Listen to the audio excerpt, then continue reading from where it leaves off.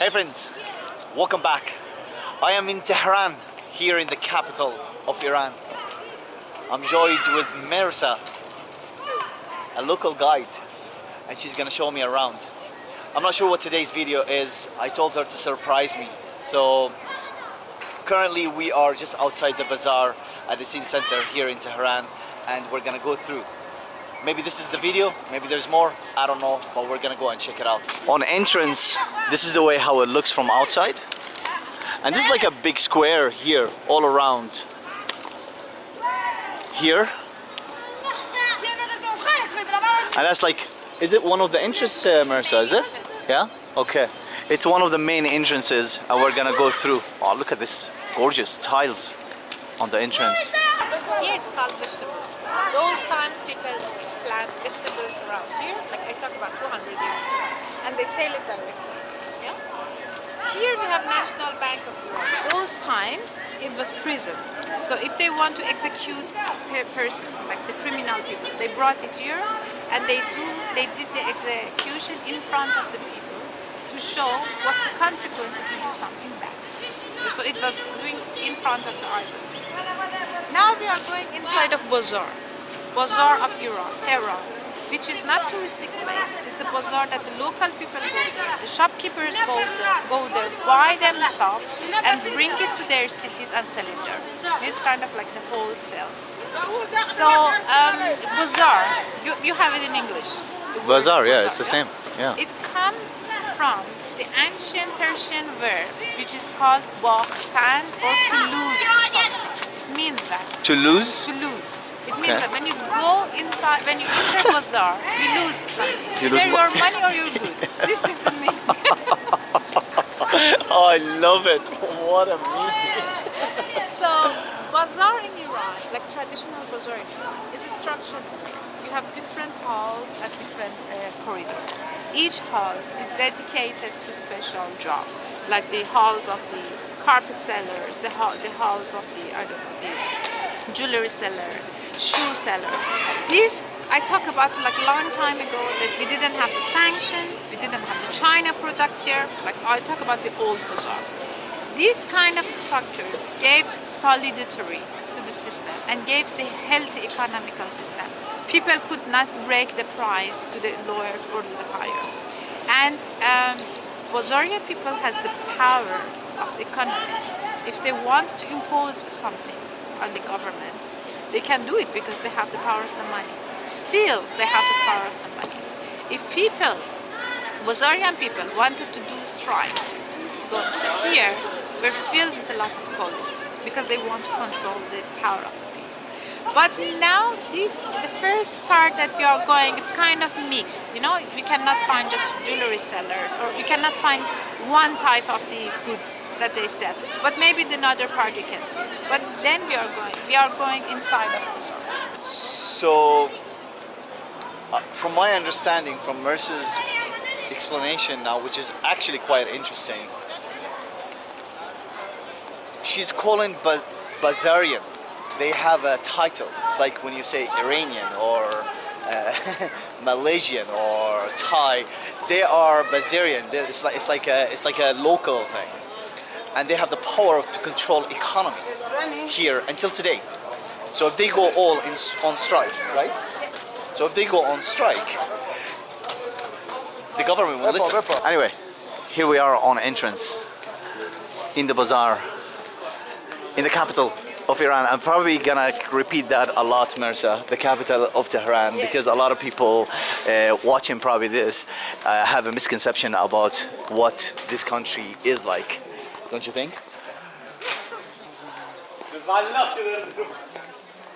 So there is a bit of modernization from inside, like this, and then like refurbishment, yes, but then they the renovation, yeah.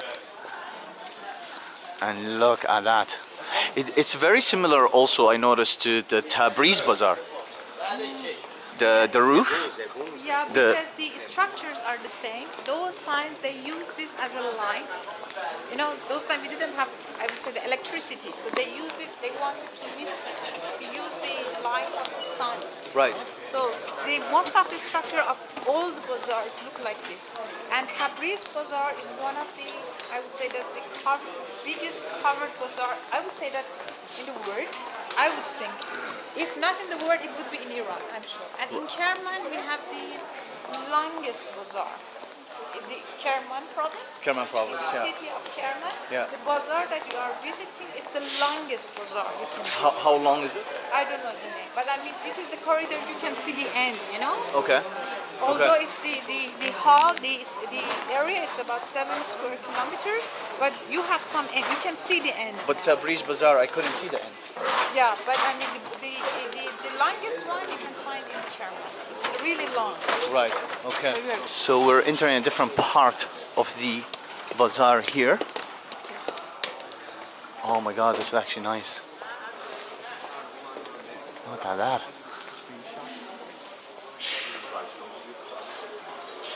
Wow. It's amazing. So those are the ones that you were talking about back in the days. They left it open because of the daylight. Yeah. Very nice. So, between the corridors and the halls, you reach some places which is confined by shops. We call it timche. The function of this place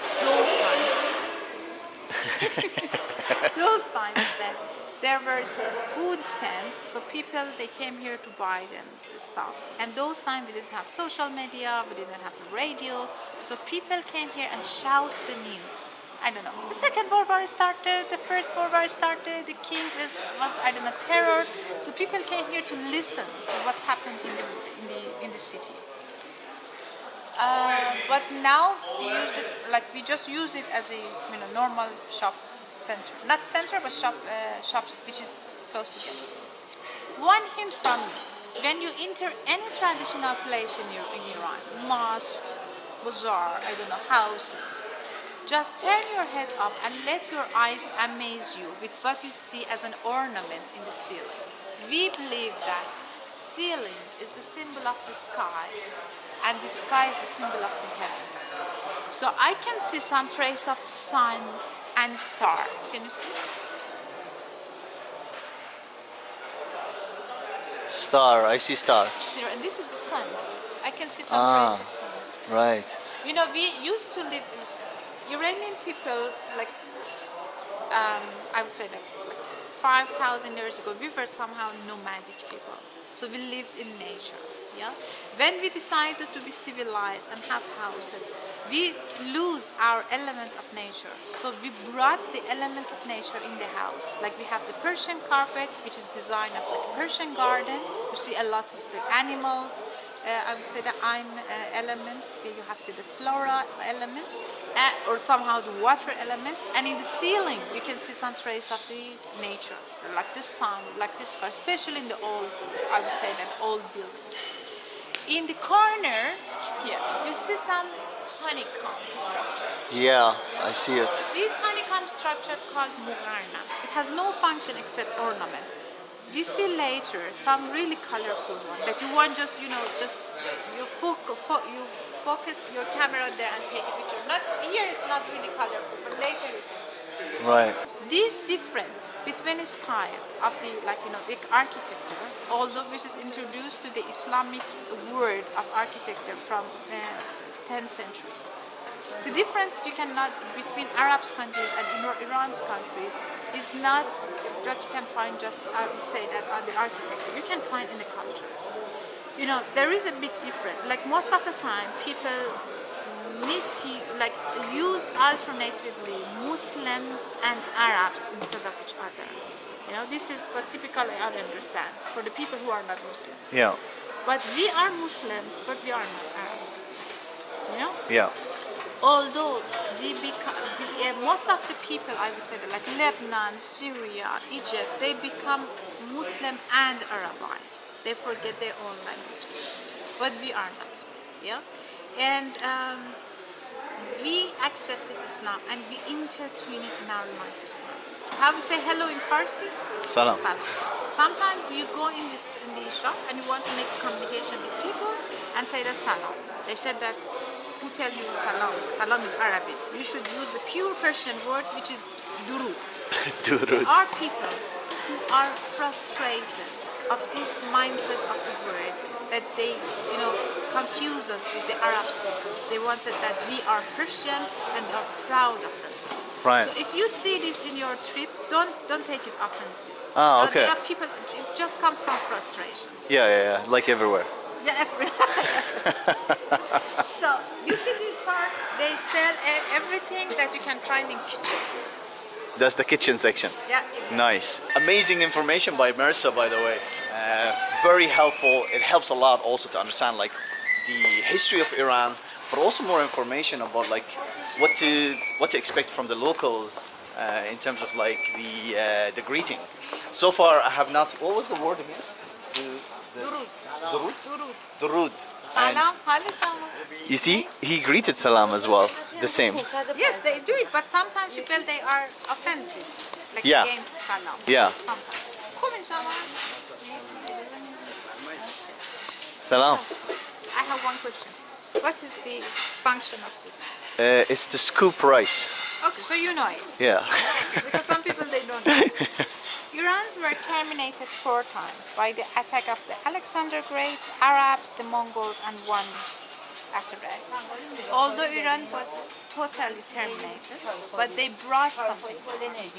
This rice becomes a staple food from the Mongol times. From the Mongol. Yes, Okay. we have a rice farms in the north of Iran, I would say that in the east part of Iran, but Yeah, then rice becomes staple food from the Mongols times. Yeah, Iranian rice is quite famous in the world. Yes. Yeah. And we eat with the spoon on the right and the fork on the left. In Persian restaurant, you cannot find knife at all, Yes. except in international, like they serve steak. Steak, or something. yeah. So because the Persian meat, in the Persian cuisine, the meat are cut really small and overcooked. So by small pressure of the spoon, you can make yeah. it like smaller. When Iranian seafarers eat rice with the fork on the right and the knife on the left, I said that it's not practical. The rice just comes out. So when you visit in Iran and it's not really comfortable, just ask them to bring the knife because it's not typical. I mean, we believe that it's really dangerous. I mean, Tutorial on how to eat rice in Iran. Mamnoon. We're coming on to a different section in the bazaar. It just keeps changing. As every bazaar that we visited along this journey in any country in the world that you go to, the sections keep changing. But this one is quite large and but intact. I've noticed a few streets that we pass by that they are. Yes, tell Sorry, me. I just- No, it's okay. in Iran, you cannot find alcohol outside. Yeah? You cannot find alcohol. drink. Yeah. But here you can see the shop sells all of the glasses related to all of the alcohols. Yes, he's got a nice whiskey glass as well. I can see, Yeah. and shot glasses over there. I can see. They're far for the camera, but yeah, you can see some of them here. They're all shot glasses. And it's really funny because the Starbucks is American brand, Yeah. but you can find a fake one here. The country without copyright. Country without copyright. Yes. I love it. Oh man. All right, we're moving on to another section of the bazaar. Yeah, it's quite interesting, like the way how at the far side, the bricks actually changed at the very end. They're innovated, yeah.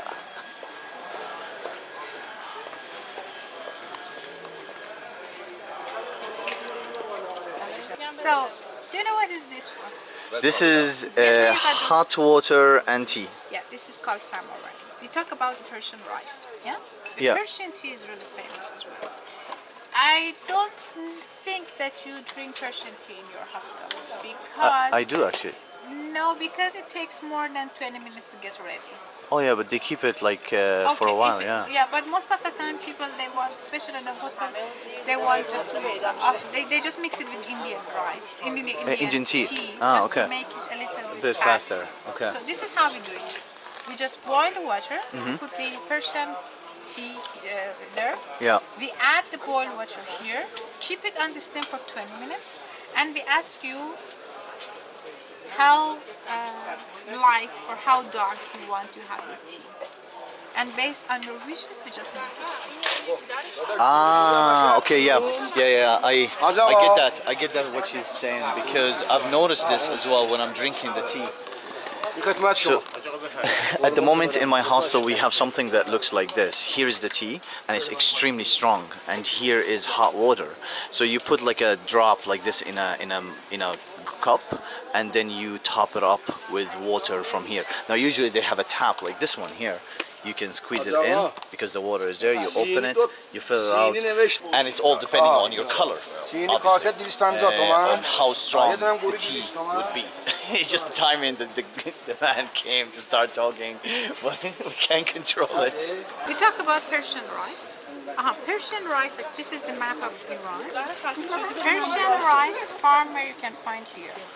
Okay. Iran is not North. typical coffee country. It's really tea It's country. not a coffee to country. I Yeah, mean, I've you can, noticed. I mean, you can find, but it's not really typical. It's Yes. really new, I would say, that for our generation. So we talk about Persian rice, Persian tea. What other ingredients do you know it's famous for Iran? Saffron. Persian saffron. We saffronize everything. Yeah, saffron. I Saffron. drank saffron and water for the first time in my life here in Tabriz. Yes, as a tea, yeah? No, it was just a shot of saffron water before my coffee. He served me that. I was like, okay, bro. It's new for me.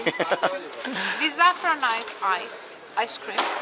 It's Persian ice cream with pistachio and rose water. We saffronize spaghetti. We saffronize. Once I tried really nice cheesecake with saffronize and pistachio. We saffronize coffee. So we saffronize everything. Yeah. We cannot find. I mean, when I went to Europe and they said that this is fake saffron, I said that saffron is not fake. You know, I mean, for us it's not just color; it's a taste that we have. Of course, it's a flavor, And but it's you really have good a for- very good quality one. Yes, and it's really, really good for souvenir. If you want to buy it, it's really good one. It's really cheap, I would say that. Now, what ingredient do you know from Iran? Tea, saffron, rice. What else? Rose and rose water. Rose water. Yes, Yeah. rose water. The beauty secret of Iranian women is that we use this rose water as a toner for cleaning the skin. Yeah. Now I wondered. Another one is that rose water has got the relaxation effect. When you go to the funeral ceremony or you go to the mosque or holy shrine, the people they cry, they pray, they spray it in the air because it makes people relaxed. We use it most of the time in our, I would say, the cuisine a lot. Okay. And another one is that one day when you miss Iran's memory, just add 1 drop of rose water to your morning coffee or morning tea, and you carry the spirit of Persia with you the whole day. I love it. Just try it. All right, I'm definitely gonna try it when I get back home. What else do you know from Iran? That's it. Caviar from Caspian Sea. Caviar. Caviar? Caviar.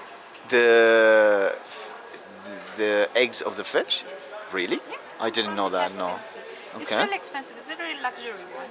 Okay. And you cannot find in the normal supermarket. You have to go to the certified one to get. And if you want to buy and bring it outside of Iran, every person I think is allowed to carry about 50 grams. Otherwise, it's considered as a smuggling. Like there is a restriction to carry Wow. outside. Okay. That's- All right, let's go. Salam. Salam. We don't say salam as a goodbye. No? No, Okay. we say khodafis. You'd say Khudafiz. Yeah, I actually forgot that. Yeah. Khodafis means the God protects you. Khudafiz means the Khoda means God, and Okay. Hafiz means protecting. So the God protects you. right. So Khudafiz is bye, salam is hi. Okay. Um, about 20 years ago, when I wanted to come to here, like as a small girl, would come with. I would ask my one of the man's members' family to come and accompany me. You know, my brother, my uncle, or my father. Here, Bazaar, those times was really masculine place. You know, and was really masculine place. Masculine place. And Okay. I had to protect myself a lot, you know, especially from the aspect of the. How long ago was this? Like 20 years ago. Okay. But now you see as a woman, even as a seller. So it means that. سلام مرسی ایرانی هستم بله ایشون مهمون ما هستن از خودشون بپرسیم I'm from Ireland. Ireland. North or South. why Iran? Why? Why not? گوش بگو دیگه چرا؟ چرا نه میدونم. I think Iran is a very interesting country. Yes, it's good. Yeah, I don't think it's a bad country. You're wrong. I think you're talking about a different element of bad, but I think so far in my experience it's been good. Just diplomatic. Yeah. Diplomatic is Yeah. Yeah. Okay. But traditional is good. Tradition, customs, food, isn't it? Culture is Culture. very good.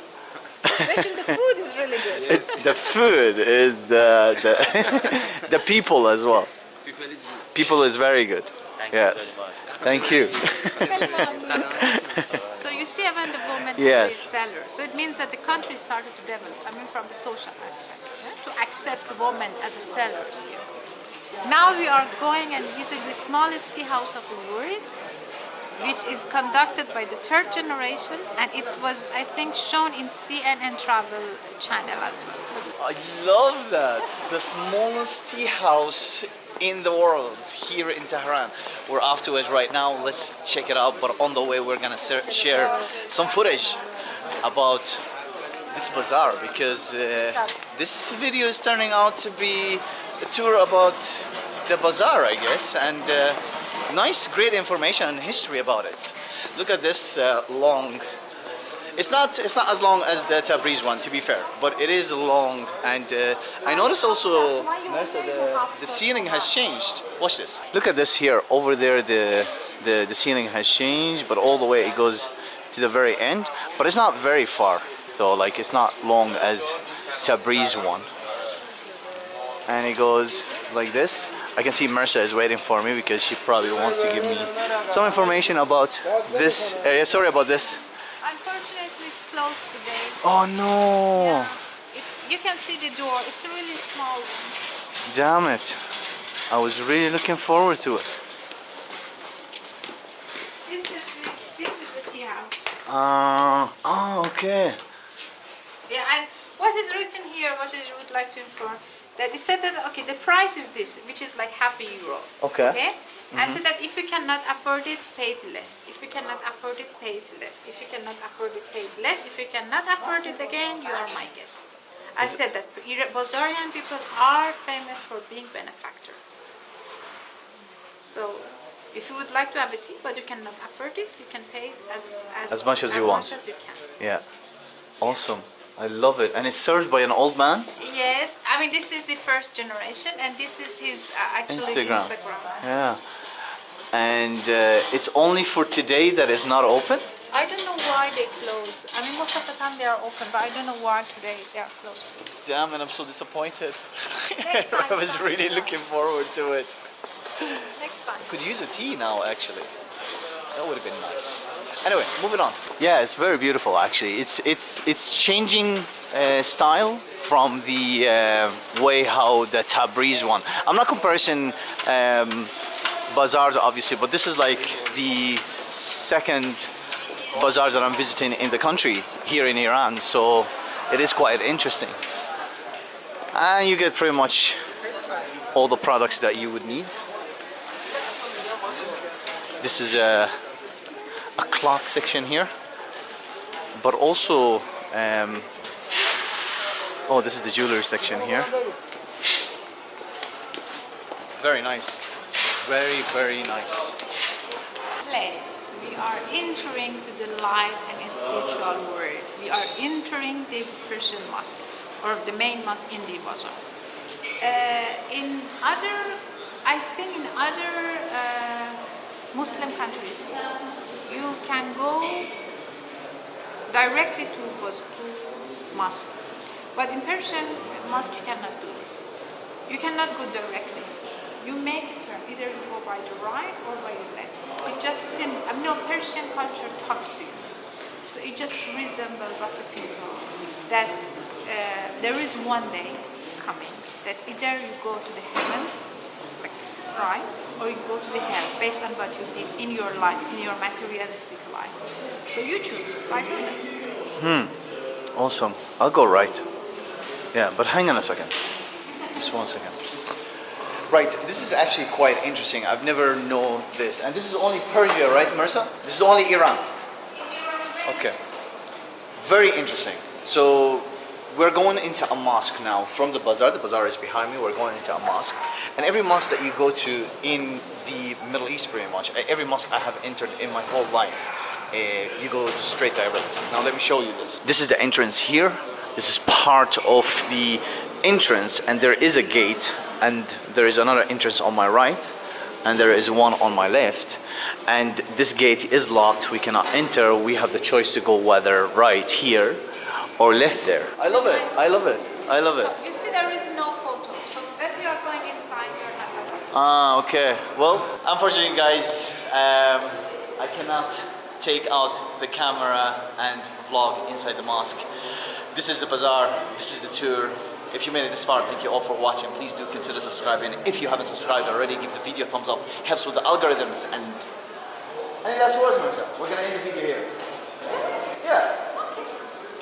But I have a lot of information there. Yeah, we're gonna start a new one after that. See you on the next one.